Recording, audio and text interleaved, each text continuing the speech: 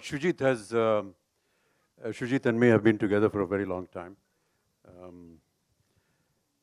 बहुत सारे कैंपेन्स हमने साथ में किए और तब शुजीत एक फ़िल्म बनाना चाह रहे थे. उन्होंने मेरे साथ एक फ़िल्म बनाई जो कि बन के तैयार बैठी हुई, अभी तक रिलीज़ नहीं हुई.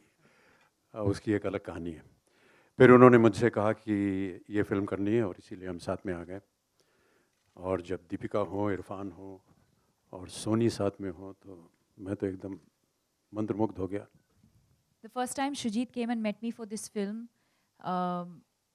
I remember saying yes to the film just based on one scene. He narrated one scene to me and I said, that's it, I'm on. I think for me, being Piku is a character that's very, very, very relatable. Piku as a character. And then of course there's the situations within the film that you'll see that I think every one of us will identify with, especially for girls who are working, you know, who also have parents, you know, you want to take care of them. I think women generally are born to multitask. I've said this earlier as well. So I think all the women will find it very, very relatable from Piku's point of view. फिर ये परिवार में आप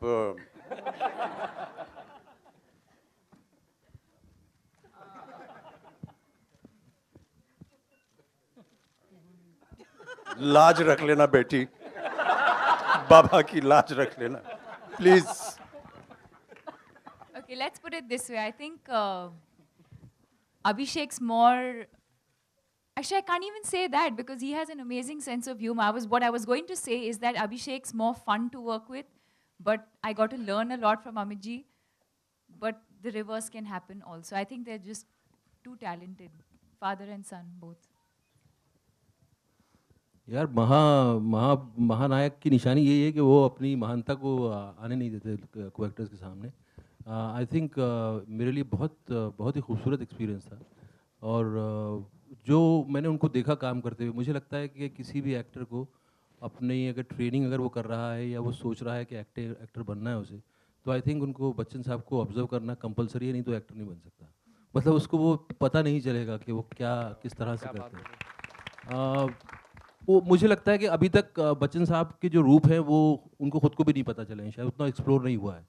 वो जिस obedient तरीके से, जितनी मासूमियत के साथ डायरेक्टर के विजन को फॉलो करने की कोशिश करते हैं, उस पर मेहनत करते हैं और साथ में प्लेफुल रहते हैं.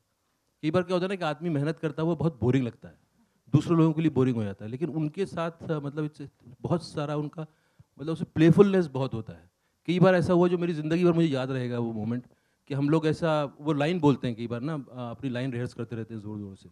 तो आप दूर बैठे हो तो कई बार आपको भी वो होता है, यू नो, इंस्टिंक्ट आ जाता है, तो आप यहाँ से बोलने लगते हो, फिर वहाँ से जवाब देने लगते हैं, फिर आप बोलने लगते हो. तो ऐसा कई बार हुआ कि हम अपने बाल ठीक कर रहे हैं, वो उधर अपना काम कर रहे हैं, लाइनें बोल रहे हैं, यहाँ लाइनें कर रहे हैं, बोलते बोलते वो पास में आ गए, हम दोनों सीन करने लगे. दीपिका भी वहाँ बैठी, फिर वो देने लग गई क्यों. तो वो एटमॉस्फेयर मेरे लिए बहुत ही मैजिकल था और बहुत इंस्पिरेशनल था. Fantastic experience.